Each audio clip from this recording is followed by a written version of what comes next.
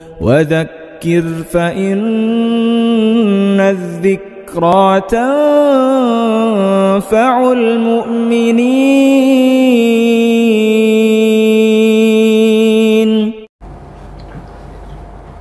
الحمد لله نحمده ونستعينه ونستغفره ونؤمن به ونتوكل عليه ونعوذ بالله من شرور أنفسنا ومن سيئات أعمالنا. من يهده الله فلا مضل له ومن يضلله فلا هادي له. ونشهد أن لا إله إلا الله وحده لا شريك له. ونشهد أن سيدنا ونبينا ومولانا محمدا عبده ورسوله صلى الله تعالى عليه وعلى آله وأصحابه وبارك وسلم تسليما كثيرا. أما بعد فأعوذ بالله من الشيطان الرجيم. بسم الله الرحمن الرحيم. إن الذين قالوا ربنا الله ثم استقاموا تتنزل عليهم الملائكة ألا تخافوا ولا تحزنوا وأبشروا بالجنة التي كنتم توعدون. نحن أولياؤكم في الحياة الدنيا وفي الآخرة ولكم فيها ما تشتهي أنفسكم ولكم فيها ما تدعون نزلا من غفور رحیم. بزرگان محترم اور برادران عزیز، یہ سورہ حامیم سجدہ کی 30، 31 اور 32 نمبر کی 3 آیتیں ہیں. ان 3 آیتوں میں اللہ رب العالمین نے استقامت کے کچھ فائدے بیان فرمائے ہیں. سب سے پہلے تو یہ سمجھے کہ استقامت کہتے کس کو ہے. استقامت عربی زبان کا ایک مختصر سا لفظ ہے اور عربی لغت کے ڈکشنری کے اعتبار سے استقامت چال چلن کی درستگی اور اخلاق کی عمدگی کو کہا جاتا ہے. عرب لوگوں کی عادت ہے جب وہ کسی بندے کو دیکھتے ہیں کہ اس کی چال چلن ٹھیک ہے، اس کے اخلاق عمدہ اور درست ہو چکے ہیں، تو اس کو کہتے ہیں استقام فلان، فلاں آدمی درست ہو گیا. شریعت کی نظر میں استقامت کہتے ہیں مرتے دم تک توحید پر ثابت قدم رہنا، صراط مستقیم پر جمے رہنا. تو یہ استقامت کا مطلب ہوا. استقامت کا آسان مطلب اور آسان حقیقت اس طرح بھی پیش کی جا سکتی ہے کہ قرار کے بعد فرار اختیار نہ کرنے کو استقامت کہا جائے گا. مختلف حضرات نے استقامت کی مختلف تفسیریں بیان کی ہیں جو معارف القرآن میں اسی طرح تفسیر قرطبی میں پیش کی گئی. میں آپ کے سامنے اس میں سے چند باتیں پیش کر دوں۔ خلیفہ اول حضرت ابو بکر صدیق رضی اللہ تعالی عنہ فرماتے ہیں کہ استقامت یہ ہے کہ بندہ توحید پر قائم رہے، اس کو کبھی نہ چھوڑے۔ نمبر 2، امیر المؤمنین حضرت عمر فاروق رضی اللہ تعالی عنہ فرماتے ہیں کہ اللہ تعالیٰ کے تمام احکام، چاہے ان کا تعلق اوامر سے ہو یعنی کرنے سے ہو، یا ان کا تعلق نواہی سے ہو یعنی بچنے سے ہو، ان پر سیدھے جمے رہنا، لومڑیوں کی طرح فرار اختیار نہ کرنا، اس کو استقامت کہا جاتا ہے۔ نمبر 3، حضرت عثمان بن عفان رضی اللہ تعالی عنہ نے استقامت کی تفسیر اخلاص عمل کے ساتھ بیان کی ہے۔ نمبر 4، حضرت علی بن ابی طالب رضی اللہ تعالی عنہ اور رئیس المفسرین حضرت عبداللہ ابن عباس رضی اللہ تعالی عنہما نے استقامت کی تفسیر فرائض کی ادائیگی کے ساتھ کی ہے۔ نمبر 5، حضرت حسن بصری رحمت اللہ علیہ فرماتے ہیں کہ استقامت یہ ہے کہ تمام اعمال میں اللہ کی اطاعت کی جائے، اس کی معصیات اور نافرمانی سے پرہیز کیا جائے۔ حضرت مجاہد رحمت اللہ علیہ جو بڑے مفسر ہیں، وہ کہتے ہیں کہ استقامت نام ہے مرتے دم تک لا الہ الا اللہ کی شہادت پر قائم رہنا۔ اور حضرت مقاتل فرماتے ہیں کہ اللہ کی معرفت پر قائم رہنے کا نام استقامت ہے۔ تو یہ میں نے علماء کے، بزرگوں کے چند اقوال آپ کے سامنے پیش کیے، لیکن سب کا خلاصہ یہی ہے کہ استقامت ایک مختصر سا لفظ ہے جو یہ تمام معنوں کو، تمام تفسیروں کو اپنے اندر لیے ہوئے ہے۔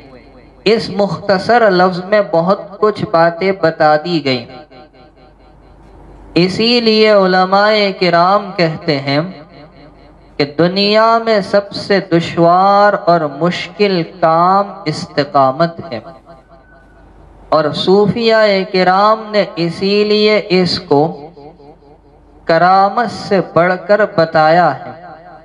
یعنی جو آدمی دین کے کاموں میں استقامت اختیار کیے ہوئے ہیں، اگرچہ زندگی بھر اس سے کوئی کرامت صادر نہ ہو، وہ اعلیٰ درجے کا ولی ہے، اس سے بڑھ کر کوئی کرامت نہیں ہو سکتی کہ بندہ اللہ کی اطاعت پر جمع رہے۔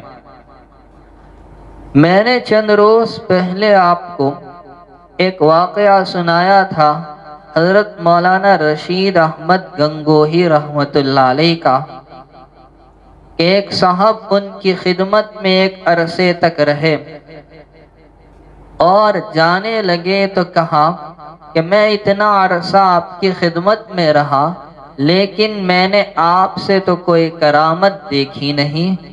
فرمائے یہ کرامت کم ہے کہ میں نے سارے کام سنت کے مطابق کیے، اتنے عرصے میں کوئی کام خلاف سنت نہیں ہوا۔ اور اسی وجہ سے حجت الاسلام حضرت امام غزالی رحمت اللہ علیہ نے بہت پتے کی بات بیان کی ہے۔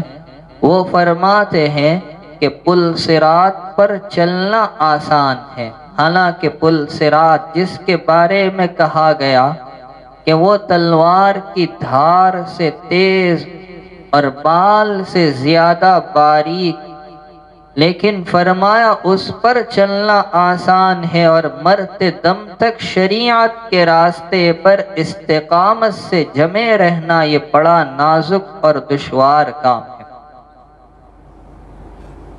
استقامت کی 3 قسمیں علماء کرام نے بیان کی ہے۔ ایک استقامت عوام کی استقامت ہے۔ عوام کی استقامت یہ ہے کہ بندہ ظاہر میں کرنے کے کام اور بچنے کے کام دونوں پر عمل کرتا رہے اور باطن میں ایمان و تصدیق پر جمع رہے، تو یہ عوام کی استقامت ہوئی۔ دوسری قسم ہے خواص کی، مخصوص لوگوں کی استقامت۔ وہ یہ کہ بندہ ظاہر میں دنیا کی شہوتوں کو اور لذتوں کو چھوڑ دے اور باطن میں اللہ کی ملاقات کا شوق، اس کی معرفت کی تلاش میں لگا رہے، یہاں تک کہ جنت کی نعمتوں کا بھی خیال نہ آئے، خیال آئے تو اللہ کا آئے۔ اور ایک استقامت اخص الخواص کی، یعنی بہت ہی زیادہ خاص بندوں کی ہے۔ وہ یہ کہ بندہ ظاہر میں تمام حقوق اور حدود و احکام کا خیال رکھے اور باطن میں فنا کے گھاٹ میں اتر آئے، اس کو خیال آئے تو اللہ کا آئے، اس کے علاوہ کسی کا خیال نہ آئے۔ قرآن کریم میں سورہ ہود میں اللہ تعالیٰ کا ارشاد ہے، فَاسْتَقِمْ كَمَا أُمِرْتَ، کہ اے پیغمبر علیہ السلام جیسا کہ آپ کو حکم دیا گیا آپ استقامت قائم کیجئے، اختیار کیجئے۔ رئیس المفسرین حضرت عبداللہ ابن عباس رضی اللہ تعالی عنہما فرماتے ہیں کہ پورے قرآن میں سرور دو عالم صلی اللہ علیہ وسلم پر اس سے زیادہ دشوار اور شاق اور مشکل کوئی آیت نہیں اتری۔ جب صحابہ کرام نے دیکھا کہ حضور علیہ السلام کے سر پر اور داڑھی پر سفیدی آ رہی ہے، چند بال آپ کے سفید ہوئے، ایک روایت میں سفید بالوں کی تعداد 14 اور ایک میں 20 بتائی گئی ہے، تو صحابہ کرام نے حسرت اور افسوس کے طور پر عرض کیا کہ بڑھاپا اب تیزی کے ساتھ آپ کی جانب بڑھتا جا رہا ہے۔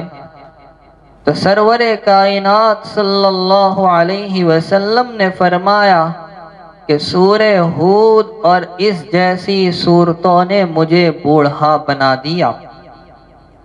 اب سورہ ہود میں پچھلی قوموں پر آنے والے عذاب کا ذکر ہے۔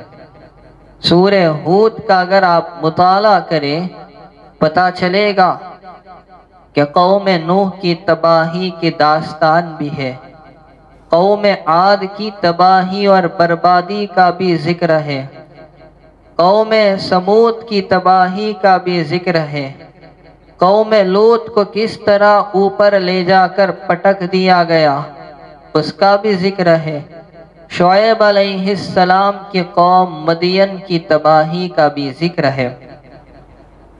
تو ممکن ہے نبی کریم صلی اللہ علیہ وسلم کو جو سب سے زیادہ شاق آیت معلوم ہوئی اور آپ نے فرمایا کہ مجھے سورہ ہود جیسی صورت نے بوڑھا بنا دیا، امام قرطبی رحمت اللہ علیہ نے اپنی تفسیر میں بیان کیا ہے، ایک بزرگ ہے شیخ ابو علی سری رحمت اللہ علیہ، انہوں نے خواب میں سرور دو عالم صلی اللہ تعالی علیہ وسلم کی زیارت کی تو پوچھا، پیارے آقا کیا آپ نے ایسا فرمایا کہ سورہ ہود اور اس جیسی سورت نے مجھے بوڑھا بنایا؟ فرمایا ہاں۔ تو پوچھا کیا اس میں پچھلی قوموں کی تباہی کا ذکر ہے اس وجہ سے؟ تو فرما نہیں، بلکہ اس آیت نے، کون سی ہے آیت؟ فَاسْتَقِمْ كَمَا أُمِرْتَ، کہ اے پیغمبر علیہ السلام آپ استقامت اختیار کیجئے جیسا کہ آپ کو حکم دیا گیا۔ اس لیے یہ آیت نبی کریم صلی اللہ علیہ وسلم پر سب سے زیادہ دشوار معلوم ہوئی۔ اب سوال یہ ہوتا ہے کہ نبی علیہ السلام پر یہ آیت کیوں دشوار ہوئی؟ حضرات مفسرین نے اس کی دو وجہیں بتلائی ہیں۔ سب سے پہلے یہ سمجھ لیں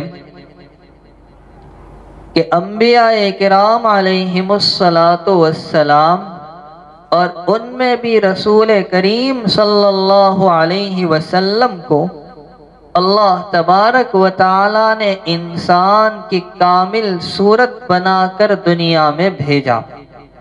اس لیے فطری طور پر، طبعی طور پر استقامت آپ کے مزاج میں تھا، لیکن نبی علیہ السلام کا ڈرنا اس وجہ سے تھا کہ اللہ تعالیٰ نے جس استقامت کو مجھ سے طلب کیا ہے وہ استقامت مجھ سے ادا ہو سکے گی یا نہیں۔ اس لیے یہ آیت نبی علیہ السلام پر دشوار معلوم ہوئی۔ اور دوسری وجہ یہ ہے کہ نبی علیہ السلام تو استقامت پر تھے ہی۔ سورہ یاسین پڑھیے، یاسین والقرآن الحکیم انک لمن المرسلین علی صراط مستقیم۔ نبی کریم صلی اللہ علیہ وسلم تو پہلے سے استقامت پر، صراط مستقیم پر تھے۔ آپ کو فکر اپنی نہیں تھی بلکہ اپنی امت کی تھی کہ میری امت اس استقامت کو نبھا سکے گی یا نہیں، اس کی ذمہ داری کو ادا کر سکے گی یا نہیں۔ اس وجہ سے یہ آیت سرور کائنات صلی اللہ علیہ وسلم پر دشوار معلوم ہوئی۔ ایک صحابی ہے حضرت سفیان بن عبداللہ ثقفی رضی اللہ تعالی عنہ، انہوں نے رسول کریم صلی اللہ علیہ وسلم سے عرض کیا کہ آپ مجھے اسلام کے بارے میں کوئی ایسی جامع بات بتلا دیجئے کہ آپ کے بعد مجھے کسی سے پوچھنے کی ضرورت نہ پڑے۔ اب اللہ کے نبی علیہ السلام کی عادت شریفہ تو آپ جانتے ہیں، کسی کی درخواست کو رد نہیں کرتے تھے، اور دوسری بات اللہ نے آپ کو جامع کلمات عطا کیے تھے کہ آپ کے الفاظ، جملے مختصر، لیکن علم کا ایک سمندر اس میں ٹھاٹھے مارتا تھا۔ تو جب سفیان بن عبداللہ ثقفی نے درخواست کی کہ حضور آپ مجھے نصیحت کر دے، تو کوئی لمبی چوڑی نصیحت نہیں کی، انتہائی مختصر جامع دو جملے آقا نے ارشاد فرمائے، قل آمنت باللہ ثم استقم، کہ کہو میں ایمان لایا اللہ پر، پھر اس جملے پر، اس بات پر استقامت کر کے دکھاؤ۔ اتنی نصیحت نبی کریم صلی اللہ علیہ وسلم نے کی۔ امام قرطبی نے لکھا ہے کہ شیخ عثمان بن حاضر ازدی نے رئیس مفسرین حضرت عبداللہ ابن عباس رضی اللہ عنہما سے درخواست کی کہ آپ مجھ کو کوئی وصیت فرما دیں۔ تو حضرت عبداللہ ابن عباس رضی اللہ تعالیٰ عنہما نے ان کو کیا نصیحت کی؟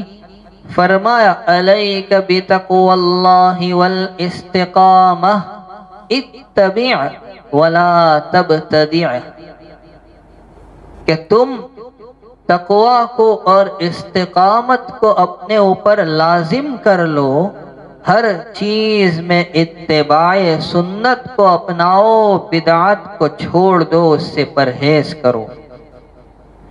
اب سوال یہ ہوتا ہے کہ جس استقامت کا ہمیں درس دیا گیا اور جس پر بہت سے فائدے بیان کیے، چند فائدے میں اخیر میں آپ کی خدمت میں پیش کروں گا، تو سوال یہ ہے کہ استقامت ہمیں کہاں کہاں کن کن چیزوں میں اپنانی چاہیے۔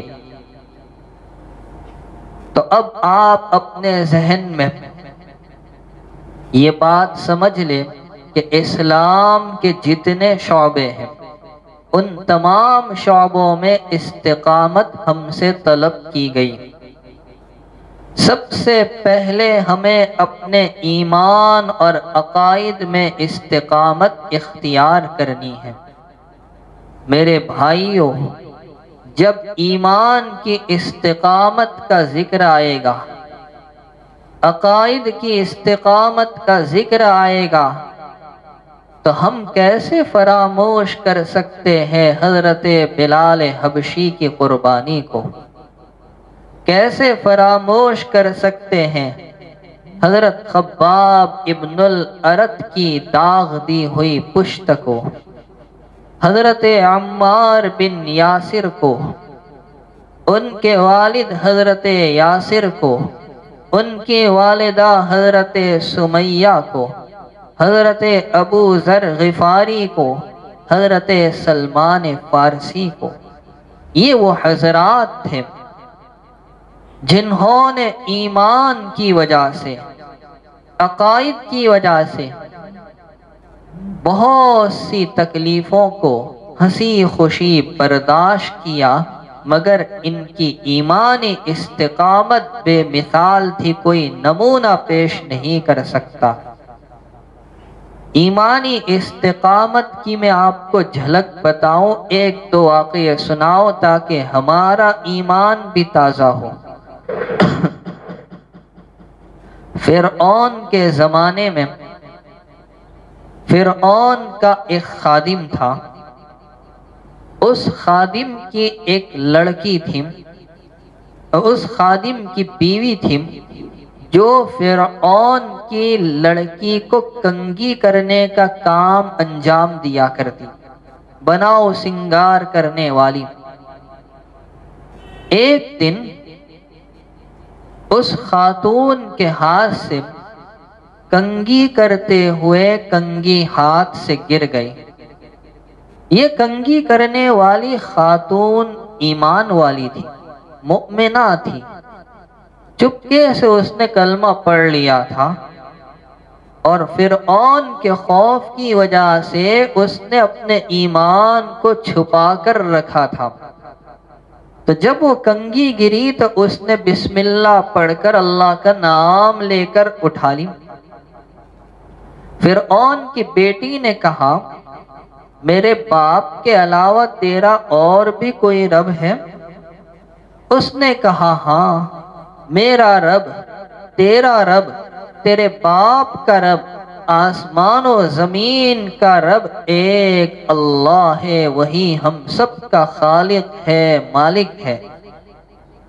فرعون کی بیٹی کو تعجب ہوا۔ یاد رہے یہ بیٹی حضرت آسیہ سے نہیں تھی۔ وہ اپنے باپ کے پاس پہنچی روتے ہوئے، باپ نے رونے کا سبب پوچھا تو بیٹی نے واقعہ سنایا کہ کنگھی کرنے والی نے اس طرح کہا کہ میرا رب، تیرا رب، تیرے باپ کا رب، آسمان و زمین کا رب ایک اللہ ہے۔ فرعون نے اس کو بلایا اور پوچھا تو اس نے صاف صاف اقرار کر لیا کہ ہاں، میں نے ایسا کہا ہے میرا رب تیرا رب آسمان و زمین کا رب ایک اللہ ہے، میں تجھے خدا مانتی نہیں۔ فرعون نے اس کو دھمکی دی، ڈرایا کہ دیکھ تیری 2 لڑکیاں ہیں، تیرے سامنے ان دونوں کو ذبح کروا دوں گا۔ اس نے کہا اگر روئے زمین کے تمام انسانوں کو بھی ذبح کر دیا جائے تب بھی میں اپنے ایمان کو چھوڑنے والی نہیں۔ یہ ہے ایمانی استقامت۔ اب فرعون نے اس کی بڑی لڑکی کو بلایا، زمین پر چت لٹا دیا، جلادوں کو حکم دیا، ماں کے سامنے اس کو ذبح کر دیا گیا۔ ماں اپنی آنکھوں سے یہ منظر دیکھ رہی تھی اور بڑی لڑکی نے اپنی جان دے دی اس وجہ سے کہ وہ فرعون کو اپنا رب اور اپنا خدا نہیں مانتی تھی۔ اب چھوٹی لڑکی کا نمبر آیا، اسے بھی لٹا دیا، جلادوں کو حکم دیا اور اس کا بھی سر جدا کر دیا گیا۔ اب تیسرا نمبر خود ماں کا تھا، اسے بھی لٹا دیا۔ ماں کچھ گھبرانے لگی تو وہ چھوٹی لڑکی جس کا سر تن سے جدا ہو چکا ہے وہ بول پڑی کہ اے میری امی جان، گھبرانے کی ضرورت نہیں، صبر کرنا، اللہ نے مخصوص گھر بنایا ہے ہمارے لیے جنت میں۔ اس کے اس جملے سے ماں کو بھی صبر آ گیا اور اس نے بھی ایمان پر استقامت دکھائی، اپنی جان دے دی۔ فرعون بڑا خوش تھا کہ میں نے بڑا کارنامہ انجام دیا۔ گھر آیا، حضرت آسیہ کو واقعہ سنایا۔ حضرت آسیہ وہ بھی مؤمنہ تھی، فرعون کی وجہ سے اپنے ایمان کو اب تک چھپائے رکھا تھا، اب انہوں نے بھی اپنے ایمان کو ظاہر کر دیا۔ کہا تم نے ناحق 3 معصوم لوگوں کا قتل کیا؟ فرعون نے کہا مجھے ایسا لگتا ہے جو جنون ان تینوں کو تھا وہ جنون تجھے بھی ہے۔ حضرت آسیہ نے جواب دیا مجھے کوئی جنون اور دیوانہ پن پاگل پن نہیں ہے، میں صحیح کہتی ہوں میرا رب تیرا رب آسمان و زمین کا رب ایک اللہ ہے۔ فرعون نے چاہا کہ ان کو بھی شہید کر دیا جائے، زمین پر چت لٹا دیا گیا، ہاتھوں میں اور پیروں میں کیل ٹھوک دی گئی اور چاہا کہ اوپر سے بڑی چٹان ان کے جسم پر ڈال کر چکنا چور کر دیا جائے۔ اس حالت میں حضرت آسیہ نے دعا کی رب ابن لی عندک بیتا فی الجنہ ونجنی من فرعون وعملہ ونجنی من القوم الظالمین۔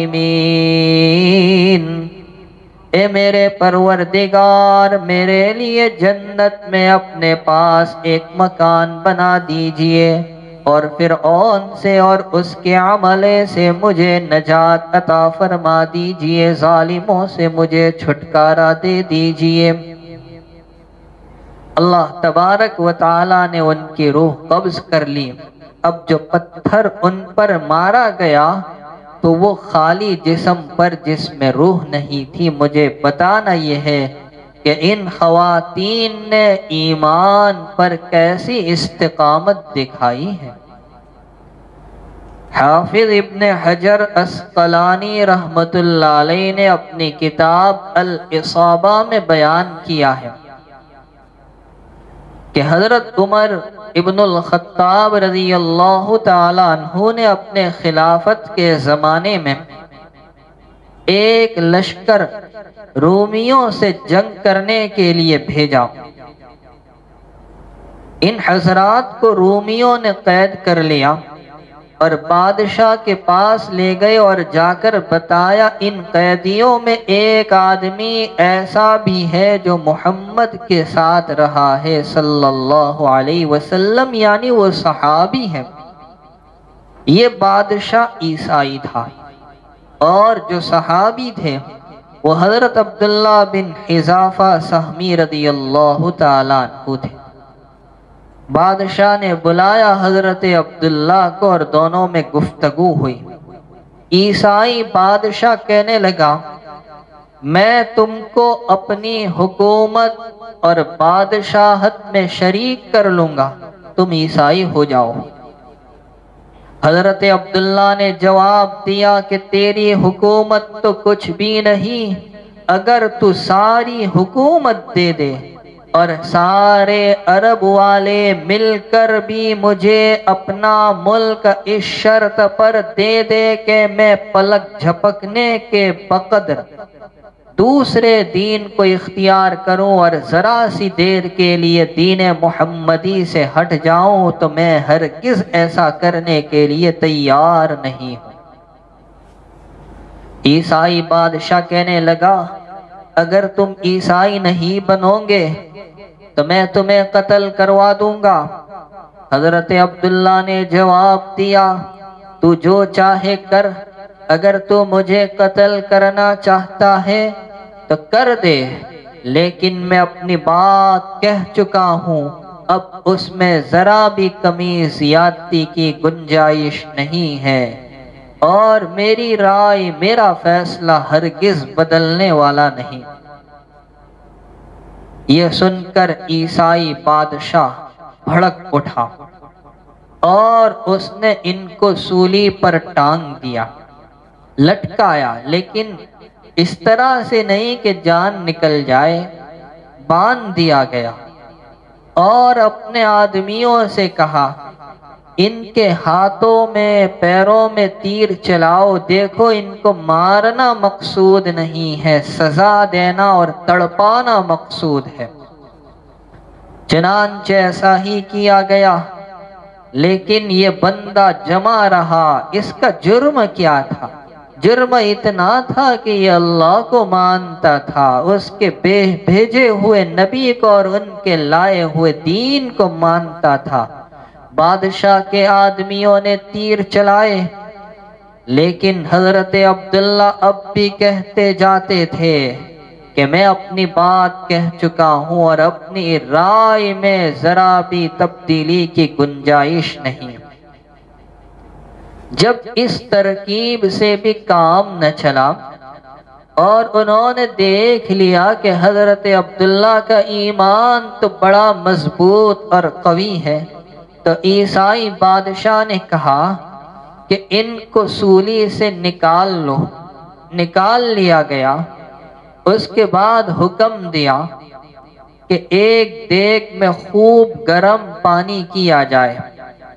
جب دیگ گرم کی گئی اور اس میں خوب پانی کو جوش دیا گیا، تو ان کے ساتھیوں میں سے ایک ساتھی کو لایا گیا اور انہی کے سامنے کھولتی ہوئی دیگ میں اسے ڈال دیا گیا۔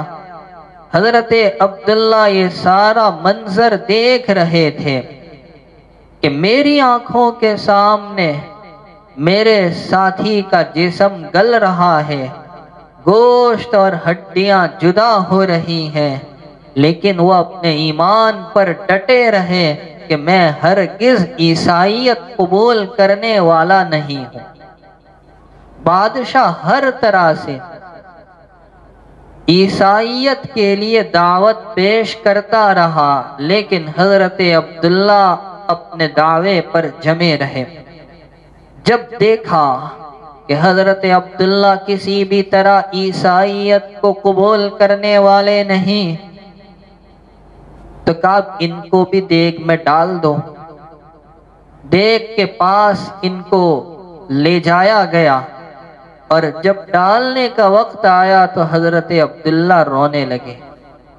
بادشاہ کو پتا چلا کہ وہ رو رہے ہیں، تو سمجھا موت سے ڈر گیا۔ حضرت عبداللہ نے جواب دیا کہ میں موت سے نہیں ڈر رہا ہوں، بلکہ میں تو اس لیے رو رہا ہوں کہ میرے اللہ کے دربار میں پیش کرنے کے لیے میرے پاس صرف ایک ہی جان ہے۔ آج اگر میرے پاس 100 جانیں بھی ہوتی تو میں اسے اللہ کی راہ میں پیش کر دیتا۔ بادشاہ سمجھ گیا کہ یہ کسی بھی طرح اپنے ایمان سے پھرنے والے نہیں، تو کہا کہ چلو ایسا کرو، میرا ماتھا چوم لو، میں تمہارے سارے ساتھی کو چھوڑ دوں گا۔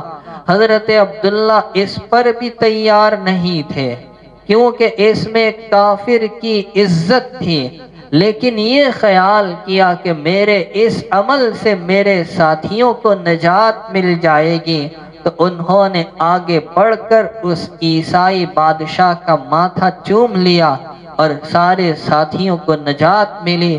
جب یہ لشکر عرب پہنچا، امیر المؤمنین حضرت عمر فاروق رضی اللہ تعالی عنہ کو اطلاع دی گئی، تو انہوں نے فرمایا کہ مسلمانوں کی جان بچانے کے لیے حضرت عبداللہ نے یہ عمل کیا ہے کہ ایک کافر کے ماتھے کو چوما۔ اب ضروری ہے کہ ہر مسلمان ان کی پیشانی کو بوسہ دے، اور سب سے پہلے ابتدا میں کرتا ہوں۔ فاروق اعظم رضی اللہ تعالیٰ عنہ آگے بڑھے اور اس مرد مجاہد کی پیشانی کو چوم لیا۔ مجھے بتانا ہے کہ دیکھو حضرت عبداللہ بن حذافہ کی ایمانی استقامت کیسی تھی، ایسے ایک نہیں سینکڑوں واقعات ہے۔ تو یہ استقامت کا پہلا موقع۔ استقامت کا دوسرا موقع ہے کہ عبادات میں استقامت ہو۔ 2-4 مہینے نماز کے پابند ہو گئے، یا رمضان المبارک میں صف اول میں آ کر بیٹھ گئے مؤذن کے پڑوس میں اور اپنے آپ کو نماز کا پابند سمجھنے لگے، اور یہ گمان کرنے لگے کہ مجھے استقامت نصیب ہو گئی، یہ تو حماقت ہے۔ استقامت تو یہ ہے کہ مرتے دم تک عبادت پر بندہ جمے۔ فضائل اعمال میں حضرت شیخ رحمت اللہ علیہ نے واقعہ بیان کیا ہے۔ حضرت سلیمان بن ابی حثمہ رضی اللہ تعالیٰ عنہ، ان کا شمار ہمارے لیے تو بڑے لوگوں میں ہوتا ہے، اور حضور پاک صلی اللہ علیہ وسلم کے زمانے میں چھوٹے لوگوں میں ہوتا تھا۔ یہ کم عمر کے صحابہ تھے۔ حضور کے زمانے کو تو انہوں نے پایا، لیکن کم عمری کی وجہ سے روایت نقل کرنے کا موقع نہیں ملا۔ فاروق اعظم رضی اللہ تعالیٰ عنہ نے ان کو اپنے زمانے میں بازار کا نگران بنایا تھا۔ ایک دن حضرت عمر نے دیکھا کہ فجر کی نماز میں وہ موجود نہیں ہے، تو حضرت عمر رضی اللہ تعالیٰ عنہ کا گزر اسی دن چاشت کے وقت اتفاق سے ان کے مکان کے پاس سے ہوا، تو ان کی والدہ سے ملاقات ہوئی۔ پوچھا سلیمان کہاں ہے؟ بیمار ہے؟ آج نظر نہیں آئے صبح کی نماز میں؟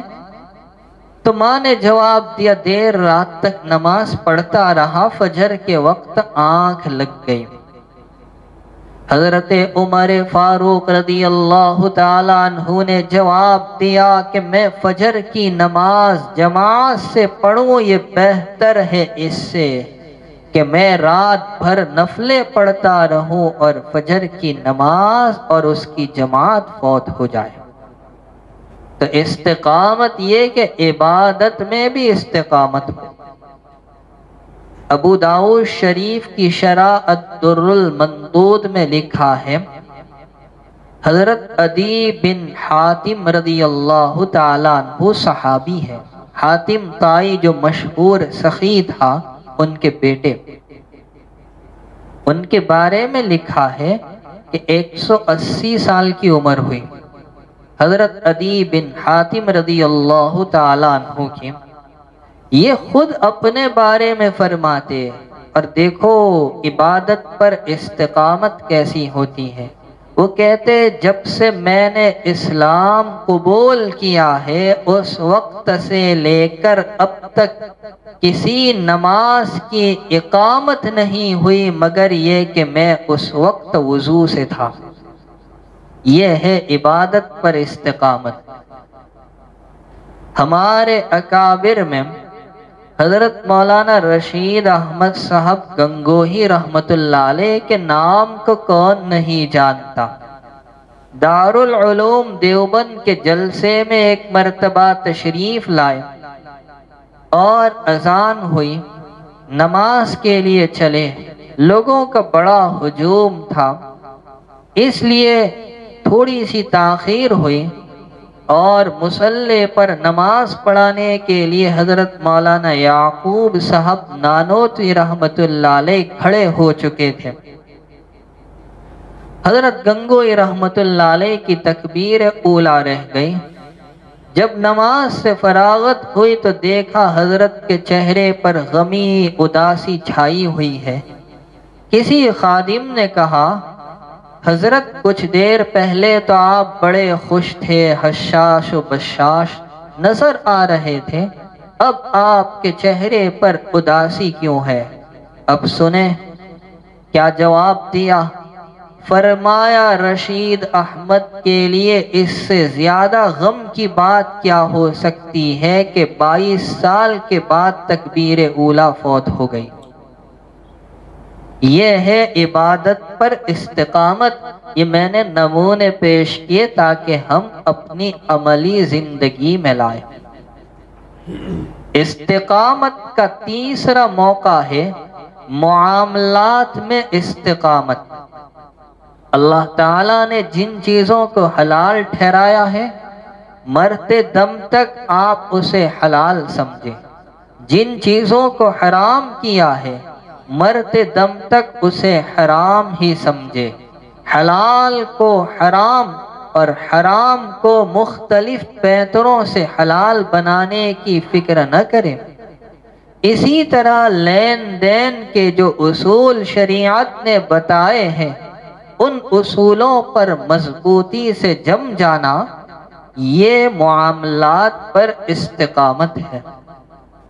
استقامت کا چوتھا موقع ہے معاشرت میں استقامت، کہ ہمارا معاشرہ خوشگوار کیسے ہو، ہمارا معاشرہ نبوی اور مدنی معاشرے کی جھلک کیسے بنے، معاشرے کی اصلاح کے جو اصول اور قوانین سرور دو عالم صلی اللہ علیہ وسلم نے بتائے ہیں، ان قوانین پر مضبوطی سے جمنا یہ معاشرت میں استقامت ہے۔ استقامت کا پانچواں موقع ہے کہ اخلاق میں استقامت ہو۔ ایک بندہ مومن کے جو اخلاق ہونے چاہیے، جن اخلاق کا درس ہمیں رسول اکرم صلی اللہ علیہ وسلم نے دیا، جن کی تکمیل کے لیے آقا بھیجے گئے، بعثت لأتمم مکارم الاخلاق، تو ان اخلاق پر 2-4 مرتبہ عمل کرنے سے کوئی آدمی استقامت اختیار کرنے والا نہیں بنتا، بلکہ سارے اخلاق پر زندگی بھر عمل ہونا چاہیے۔ حضرت ثوبان رضی اللہ تعالیٰ عنہ، ان کے بارے میں ابن ماجہ شریف کی روایت ہے کہ ایک مرتبہ رسول اللہ صلی اللہ علیہ وسلم نے ارشاد فرمایا، کون ہے جو میری ایک بات کو قبول کرے، میں اس کے لیے جنت کی ذمہ داری لیتا ہوں۔ حضرت ثوبان نے عرض کیا، حضور میں تیار ہوں، بتائیے آپ کیا فرمانا چاہتے ہیں، کس بات پر بیعت کرنا چاہتے ہیں؟ کہا بس یہ بات پر کہ کسی سے کچھ مت مانگنا، کسی سے کچھ سوال نہ کرنا۔ حضرت ثوبان نے اس بات پر حضور سے بیعت کر لی، وعدہ کر لیا۔ اب ان کی استقامت دیکھو، اخلاقیات پر ان کی استقامت دیکھو۔ کہ جب کبھی سواری پر سوار ہوتے اور کوڑا نیچے گر جاتا، کسی سے مانگتے نہیں تھے، خود سواری سے اتر کر کوڑا ہاتھ میں لیتے تھے۔ یہ استقامت کہ میں نے نبی پاک علیہ السلام سے عہد کیا ہے اور آقا نے مجھ سے یہ وعدہ لیا ہے کہ کسی سے کچھ مت مانگنا، ایک کوڑا تک کسی سے نہیں مانگا۔ اور استقامت کا چھٹا موقع ہے معمولات میں استقامت ہو۔ حدیث شریف میں بھی تو یہی درس دیا گیا۔ آقا علیہ السلام فرماتے ہیں اللہ کے نزدیک بہترین عمل وہ ہے جو پابندی کے ساتھ ہو اگرچہ تھوڑا ہو۔ خیر العمل ما دام و ان قل، بہترین عمل وہ ہے جو دوام، استقامت اور پابندی کے ساتھ ہو چاہے تھوڑا سا۔ ایک آدمی پابندی کے ساتھ روزانہ 10 روپیہ صدقہ دیتا ہے اور ایک نے کسی جوشیلے مقرر کی تقریر سن کر 1 لاکھ روپیہ راہ خدا میں دے دیا، بتائیے کون آگے؟ ارے بھائی، جو پابندی کے ساتھ 10 روپیے دے رہا استقامت کے ساتھ، وہ بڑا ہوا ہے 1 لاکھ روپیہ صدقہ کرنے والے سے۔ کیوں کہ 10 روپیے والے کا عمل استقامت کے ساتھ ہے۔ حضرت عبداللہ ابن عمر رضی اللہ تعالی عنہما نے ایک مرتبہ کوئی خواب دیکھا جو انہوں نے اپنی بہن ام المؤمنین حضرت حفصہ رضی اللہ تعالی عنہا سے بیان کیا، اور انہوں نے اس خواب کو آقا صلی اللہ علیہ وسلم سے بیان کر دیا۔ حضور علیہ السلام نے یہ خواب سنا تو فرمایا عبداللہ بہت اچھا آدمی ہے، کاش وہ رات میں نماز پڑھا کرتا۔ اب دیکھیے استقامت کے ساتھ ان کا عمل۔ جب حضور نے یہ جملے ارشاد فرمائے کہ عبداللہ بہت اچھا آدمی ہے، کاش وہ رات میں نماز پڑھتا، تو اب انہوں نے حضور کے اس فرمان کے بعد ہمیشہ مرتے دم تک استقامت کے ساتھ یہ معمول بنا لیا، رات میں بہت کم سوتے اور نمازوں میں رات گزارا کرتے تھے۔ حضرت مولانا رشید احمد صاحب گنگوہی رحمت اللہ علیہ کے خلیفہ تھے۔ میں استقامت کا ایک عجیب واقعہ سنا رہا ہوں۔ تو حضرت گنگوہی رحمت اللہ علیہ کے ایک مرید خلیفہ تھے حضرت مولانا احمد شاہ صاحب رحمت اللہ علیہ، جو حسن پور مراد آباد کے رہنے والے تھے، اور ان کا ایک مرید کلکتہ میں رہتا تھا۔ اب وہ مرید کلکتہ میں اپنا مکان بنانا چاہتا تھا، اس کی سنگ بنیاد حضرت کے ہاتھوں سے رکھوانا چاہتا تھا۔ خط لکھا کہ آپ میرے یہاں تشریف لائے اور میرے مکان کی بنیاد رکھے۔ حضرت نے درخواست قبول کی، چونکہ بوڑھے تھے، اکیلے سفر دشوار تھا، تو حضرت نے رفیق سفر کے طور پر حضرت مولانا احتشام الحسن صاحب کاندھلوی رحمت اللہ علیہ کو لیا۔ ٹرین کے ذریعے سفر شروع ہوا تو حضرت مولانا احمد شاہ صاحب رحمت اللہ علیہ نے ان سے فرمایا کہ دیکھو مولوی صاحب، تم ماشاءاللہ عالم بھی ہو، جوان بھی ہو، اور نبی کریم صلی اللہ علیہ وسلم کا فرمان ہے کہ کسی کو امیر بنا لینا چاہیے، تو میں آپ کو اس سفر کے لیے امیر منتخب کرتا ہوں۔ اب وہ بیچارے منع بھی نہیں کر سکتے تھے۔ سفر شروع ہوا اور اتفاق یہ ہوا کہ حضرت مولانا احمد شاہ صاحب رحمت اللہ علیہ کو دست ہو گئے، اور اتنے دست آئے کہ طبیعت میں بے انتہا نقاہت، ضعف اور کمزوری کہ اٹھنا بیٹھنا بھی دشوار ہو گیا۔ حضرت مولانا احتشام الحسن صاحب رحمۃ اللہ علیہ نے دیکھا کہ اتنی کمزوری ہے کہ اٹھنا بیٹھنا بھی دشوار، تو کہا حضرت آپ کا بنایا ہوا امیر آپ کو حکم کرتا ہے کہ آج رات آپ تہجد نہیں پڑھیں گے، چونکہ ان کو آرام مل جائے۔ یہ خیال تھا، اور اس خیال کے بعد حکم بھی دے دیا اور سو گئے۔ حضرت مولانا احتشام الحسن صاحب کاندھلوی رحمت اللہ علیہ فرماتے ہیں کہ رات میں اچانک مجھے محسوس ہوا کوئی میرے پیر کا انگوٹھا ہلا رہا ہے۔ اٹھ کر دیکھا تو حضرت مولانا احمد شاہ صاحب رحمت اللہ علیہ زار و قطار رو رہے ہیں، آنسو ان کے رخسار اور داڑھی سے بہہ رہے ہیں، اور کہتے جا رہے کہ امیر صاحب میں تمہیں حضرت گنگوہی کا واسطہ دے کر کہتا ہوں مجھے تہجد پڑھنے کی اجازت دے دو۔ حضرت گنگوہی رحمت اللہ علیہ سے بیعت ہوئے 57 سال ہوئے، کبھی میری تہجد فوت نہیں ہوئی۔ یہ ہے عبادت پر استقامت۔ حضرت مولانا احتشام الحسن صاحب نے جب سنا تو گھبرا گئے اور کہا حضرت آپ پڑھتے رہیے تہجد جتنی پڑھتے ہو۔ اسی طرح استقامت کا ایک موقع ہے حقوق کی ادائیگی میں استقامت۔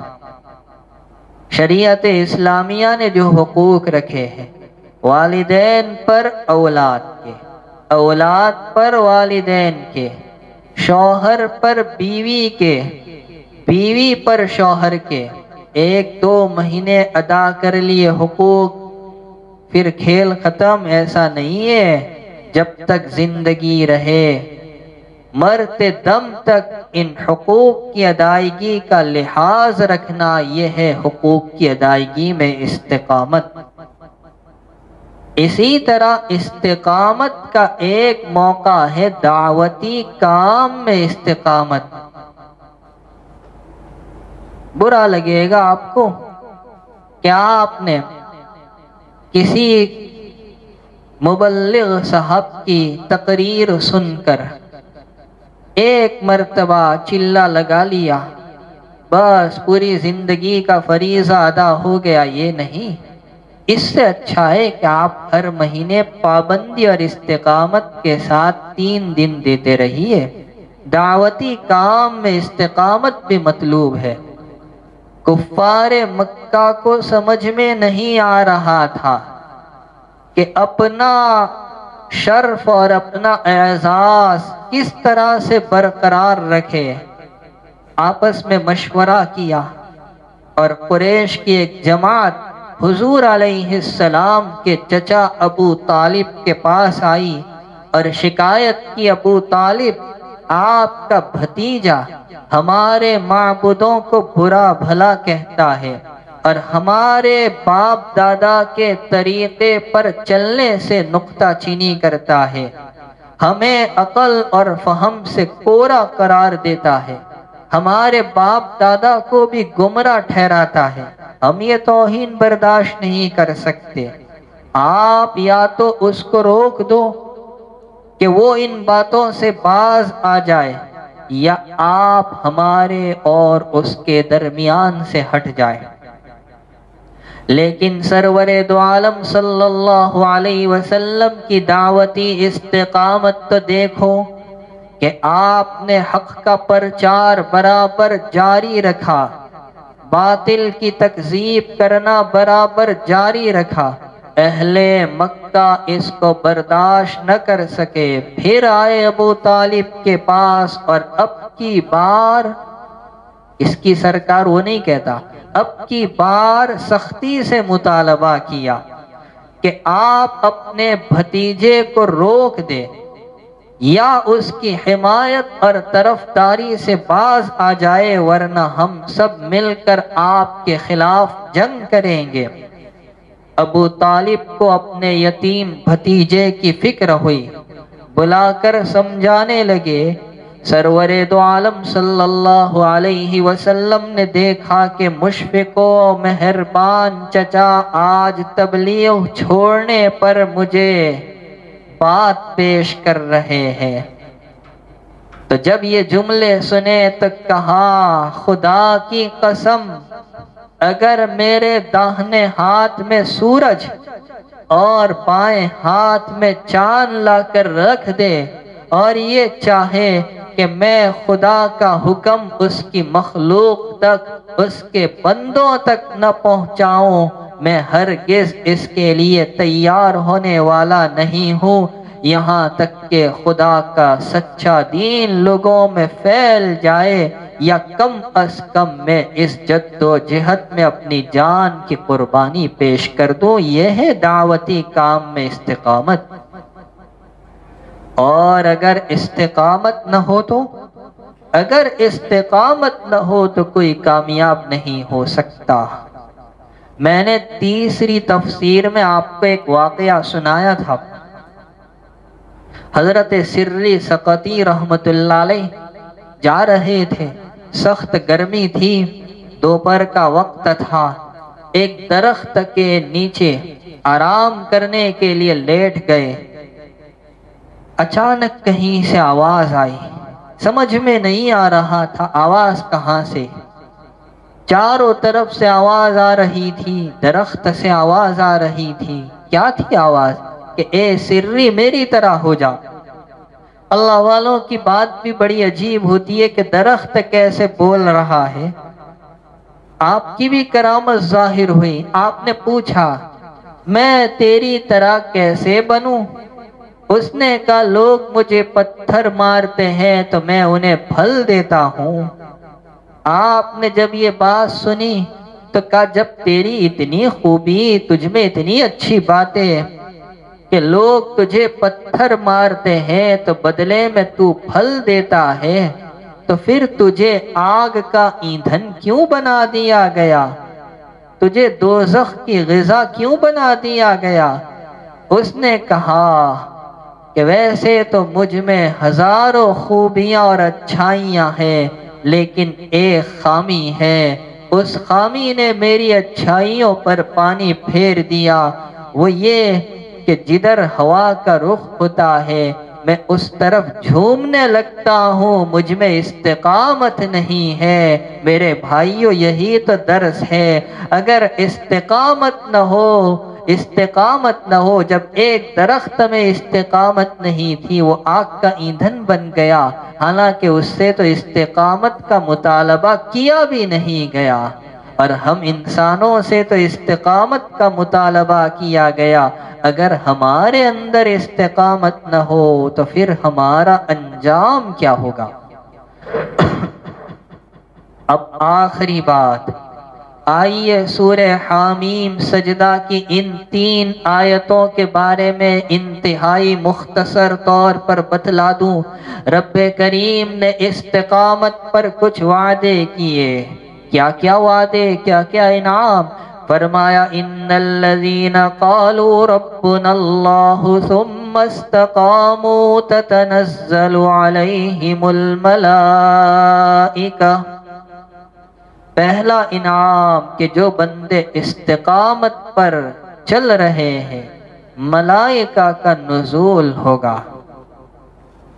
آپ تو سوچیں گے ڈر جائیں گے ملائکہ میں کہیں ملک الموت آ گئی تو ملائکہ کا نزول کب ہوگا؟ تو مفسرین نے لکھا ہے 3 موقع ہیں، موت کے وقت، قبر سے اٹھنے کے وقت اور آخرت میں۔ دوسرا انعام اللہ تخافوا ولا تحزنوا، کہ استقامت پر چلنے والوں کے لیے نہ کوئی خوف ہوگا نہ کوئی حزن۔ خوف کا تعلق مستقبل سے، آنے والی زندگی سے، اور حزن کا تعلق ماضی سے، گزری ہوئی زندگی سے۔ تیسرا انعام وَأَبْشِرُوا بِالْجَنَّةِ الَّتِي كُنْتُمْ تُوعَدُونَ، کہ تمہیں بشارت ہو، خوشخبری ہو اس جنت کی جن کا تم سے وعدہ کیا گیا۔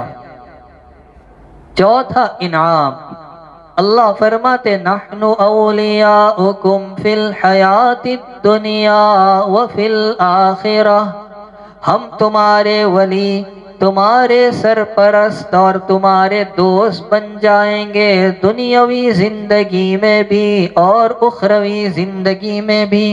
ارے اس سے بڑھ کر کیا چاہیے کہ اللہ ولی اور دوست اور نگہبان اور سرپرست بن گیا۔ پانچواں انعام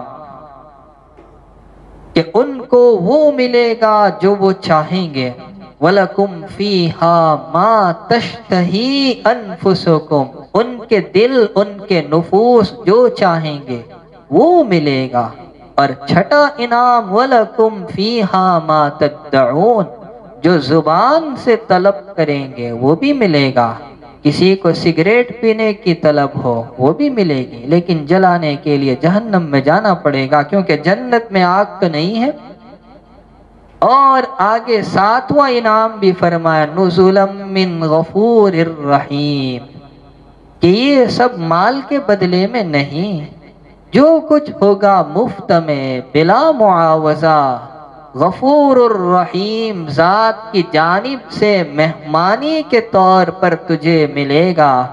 کہ اگر پرندہ اڑ رہا ہو اور تمہیں دیکھ کر خواہش ہو کاش یہ بھنا ہوا ہو تو کتنا اچھا، بس دل میں یہ بات آئی اور سامنے تھال میں موجود، تو یہ استقامت پر اللہ نے کچھ وعدے فرمائے۔ رب کریم استقامت کی دولت سے مجھے بھی آپ تمام کو بھی مالا مال فرمائے، اور اس پر جو کچھ انعامات خداوندی کا ذکر آیا ہے رب کریم ان انعامات کا ہم تمام کو مستحق بنا دے۔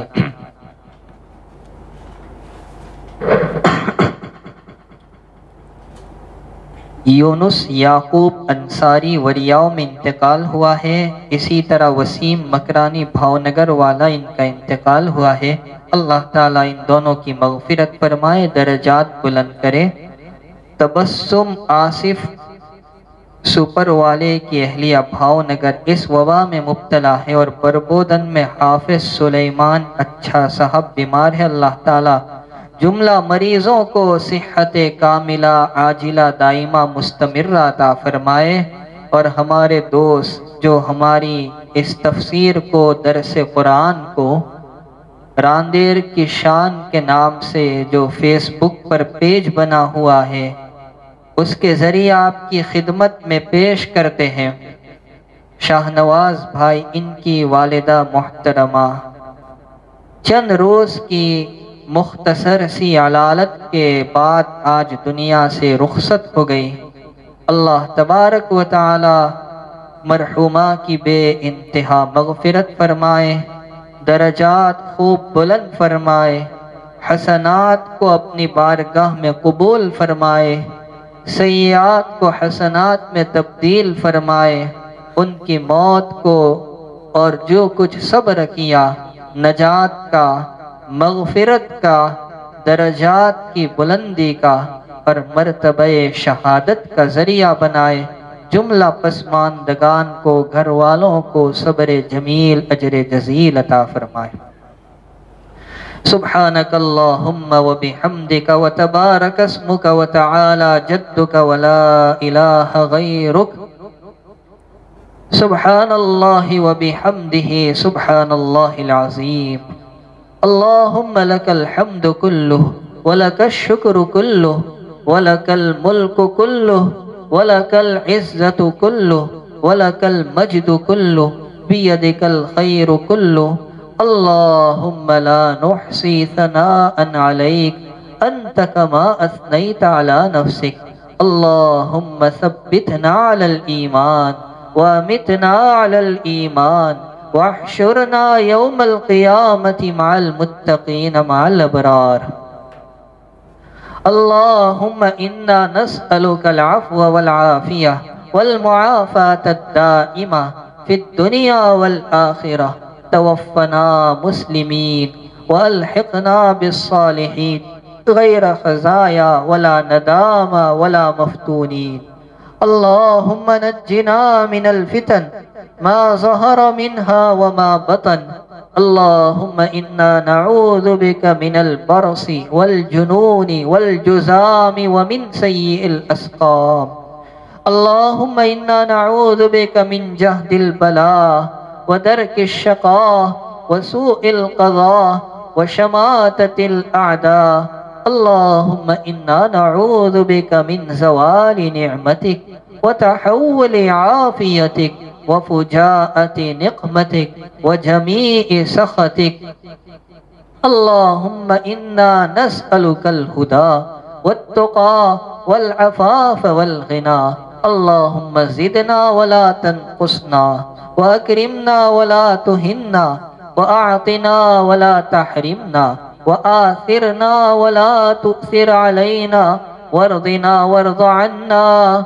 اللهم إنا نسألك علما نافعا وعملا صالحا ورزقا حلالا طيبا واسعا وإيمانا كاملا وإيمانا دائما وقلبا خاشعا وصراطا مستقيما اللهم أجرنا من النار اللهم احفظنا من النار اللهم نجنا من النار رب کریم ہم گنہگار ہیں خطا کار ہیں سیاہ کار ہیں معصیات میں ڈوبے ہیں تیری ان گنت نعمتوں کو ہمیشہ تیری نافرمانیوں میں استعمال کیا تو دیتا رہا عطا کرتا رہا نوازتا رہا مگر ہم معصیات میں کھپاتے رہے الہی الہی یہ دوسرا عشرہ جو مغفرت کا عشرہ ہے اس کی بھی آج آخری شب ہے اگر اب بھی مغفرت نہ ہوگی تو کب ہوگی الہی ڈر لگتا ہے تیرے محبوب صلی اللہ علیہ وسلم اور جبرائیل امین کی بددعا سے ہلاک ہو جائے برباد ہو جائے وہ آدمی جو رمضان کا مہینہ پائے پھر بھی اپنی مغفرت نہ کرا سکے الہی تو ہمیں معاف کر دے 20 راتیں گزر گئیں جو تمام کے تمام لا یعنی میں فضولیات میں لہو و لعب میں گپ شپ میں گزاری الہ العالمین الہ العالمین الہ العالمین ہم انتظار کرتے تھے رمضان المبارک کا مہینہ آئے گا تو ہم ایسا کریں گے ویسا کریں گے ہم عبادت کریں گے ہم ذکر کریں گے دعائیں کریں گے یا اللہ ہمارے جرموں کی سزا ایسی ملی کہ ہم ان ساری چیزوں سے محروم کر دیے گئے اے اللہ مبارک راتوں میں گزارے ہوئے وہ پچھلے مناظر یاد آ رہے ہیں وہ حسین لمحے یاد آ رہے ہیں کبھی ہم تیرے گھروں میں راتیں گزارا کرتے تھے کلام اللہ کی تلاوت میں گزارتے تھے کتاب کی تعلیم میں گزارتے تھے اوراد و وظائف میں گزارتے تھے اے اللہ تنہائی میں دعاؤں کا لطف لے کر راتوں کو گزارا کرتے تھے اے اللہ یہ سب کچھ کیا ہو گیا الہی الہی یقیناً یہ ہمارے نکم اعمال کی سزا پروردگار عالم مگر تو قادر مطلق ہے تو فعال لما یرید ہے ساری کائنات تیرے قبضے میں ایک پتا تیری مشیت کے بغیر گر نہیں سکتا الہ العالمین ایک قطرہ پانی کا تیری اجازت کے بغیر برس نہیں سکتا اے اللہ اگر تو چاہے تو آنن فانن اس بلا کو وبا کو بلکہ اس جیسی تمام چھوٹی بڑی مہلک غیر مہلک بیماریوں کو ایک لمحے میں ختم کر دے تو قادر مطلق ہے الہی آج کی شب میں ہم تجھ سے عاجزانہ درخواست کرتے ہیں پروردگار اس بلا کو اور اس کے پیچھے چلنے والے ناپاک منصوبوں کو ختم فرما۔ الہ العالمین پورے عالم میں صحت کی، عافیت کی، سلامتی کی، امن و امان کی فضا قائم فرما۔ یا اللہ یہ کیسا دور آیا، مساجد بند، مراکز بند، خانقاہیں بند۔ اللہ آخری عشرے میں تو خانقاہوں میں چہل پہل ہوا کرتی تھی کہ میں ڈھابیل جا رہا ہوں حضرت کی خانقاہ میں صوفی باغ کی خانقاہ میں جا رہا ہوں، میں فلاں جگہ کی خانقاہ میں بیٹھ رہا ہوں۔ اے اللہ یہ کیا ہو گیا؟ الہی مدارس بند، مکاتب بند۔ اے اللہ یہ تو دین کے کارخانے ہیں، اے اللہ یہ دین کی فیکٹریاں ہیں، اے اللہ یہ دین کے قلعے ہیں۔ الہی اور مدارس والوں کا نظام بہت ہی معطل ہو چکا ہے۔ کئی اساتذہ کو مدتوں کی تنخواہ نہیں ملی ہوئی ہے۔ اے اللہ تو سب کچھ دیکھ رہا ہے، اے اللہ تو سب کچھ جانتا ہے۔ اے اللہ یہ ائمہ مساجد، مؤذنین، مدرسین کس دور سے گزر رہے ہیں۔ الہ العالمین، الہ العالمین کتنوں نے اجرت اور مزدوری شروع کر دی مناسب تنخواہ نہ ملنے پر۔ الہ العالمین، الہ العالمین انہوں نے دین کی خدمت کو چھوڑ کر کارخانوں میں کام کرنا شروع کر دیا۔ کل تک وہ ہمارے بچوں کو پڑھاتے تھے، آج لوگوں کے سامنے جوتے چپلیں پیش کر رہے ہیں۔ الہی ہمارا کلیجہ زخمی ہو رہا ہے۔ اے اللہ یہ تیرے دین کی خدمت کرنے والے، کتاب و سنت کی خدمت کرنے والے، اے اللہ یہ کیسا دور آ گیا۔ الہی رحم فرما، کرم فرما، اور جلد از جلد پہلے سے بہتر صحت و عافیت والا ماحول قائم فرما۔ تیرے لیے کچھ مشکل نہیں، کچھ مشکل نہیں۔ اے اللہ کل بھی تیری وہی بادشاہت تھی، آج بھی تیری وہی بادشاہت ہے، اور آئندہ کل قیامت میں بھی تیری ہی بادشاہت رہے گی۔ قدرت کاملہ کل تیرے پاس جو تھی، آج بھی تیرے پاس وہی قدرت کاملہ ہے۔ رب کریم کل تو نے اپنی قدرت یہ دکھائی کہ پورے عالم کو وبا کی جال میں گرفتار کر لیا، آج یہ قدرت دکھا دے کہ ایک لمحے میں پورے عالم کو وبا کے جال سے نجات عطا فرما۔ الہی اپنی قدرت کا اظہار فرما۔ تجھے تیرے فرشتوں کا واسطہ جو معصوم ہے، جن سے گناہ سرزد نہیں ہوتے، اے اللہ تجھے تیرے نبیوں کا واسطہ، الہی تجھے تیرے محبوب سرکار دو عالم صلی اللہ علیہ وسلم کا واسطہ، الہی روضہ اقدس میں آرام کرنے والی وہ پاکیزہ ہستی، الہ العالمین ہم ان کا واسطہ دیتے ہیں، الہی ان کا وسیلہ تجھے دیتے ہیں۔ پروردگار اس بلا کو ختم فرما دے۔ اے اللہ تیرے نظر میں اور تیرے یہاں تیرے نبی کا مقام کیا ہے، ہم سے زیادہ تو جانتا ہے، ہم کیا بتائیں۔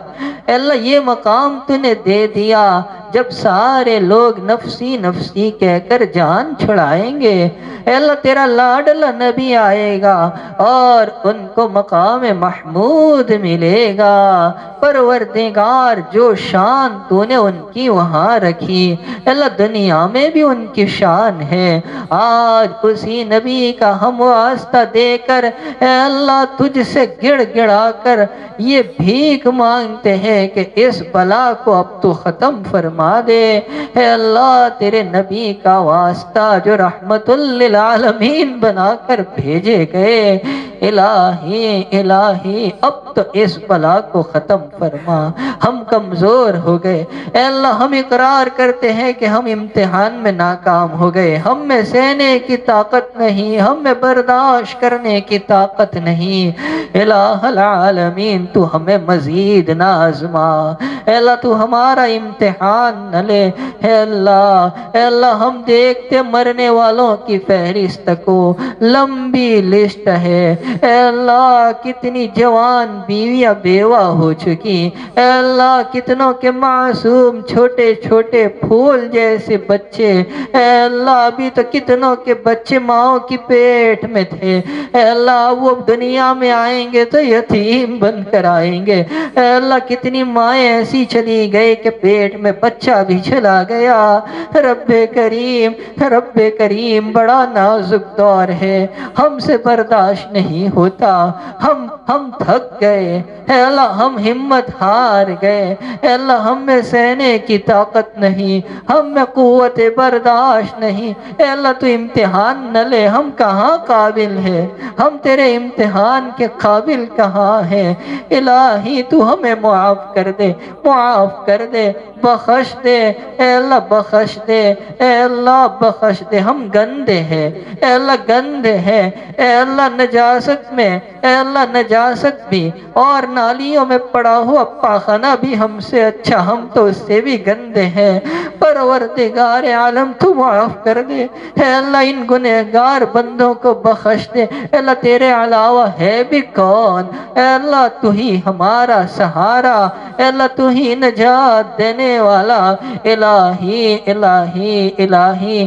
یہ بڑا مجمع تیرے سامنے ہاتھ اٹھائے ہیں، اے اللہ نہ معلوم تیرا کون مقرب بندہ بندی ہوگی، اے اللہ کون مستجاب الدعوات ہوگا، اے اللہ اس کا وسیلہ دیتے ہیں، اے اللہ چھوٹے چھوٹے بچے اے اللہ جن کے دلوں کی تختیوں پر ابھی گناہ نقش نہیں ہوئے، صاف ستھرے دل والے معصوم بچوں نے ہاتھ پھیلائے ہیں، پروردگار عالم ان پھول جیسے بچوں کا وسیلہ اور واسطہ دیتے ہیں، اے اللہ انسانیت پر رحم فرما، اے اللہ انسانیت پر رحم فرما، تیرے لاڈلے نبی کی امت تڑپ رہی ہے، اے اللہ بلک رہی ہے، سسک رہی ہے، بھٹک رہی ہے، اے اللہ مر جائے تو ہاتھ لگانے کو بھی تیار نہیں، بلیوں سے دھکے مار کر گڑھے میں ڈالا جا رہا ہے، الہ العالمین الہ العالمین اب تو ہم پر رحم کر،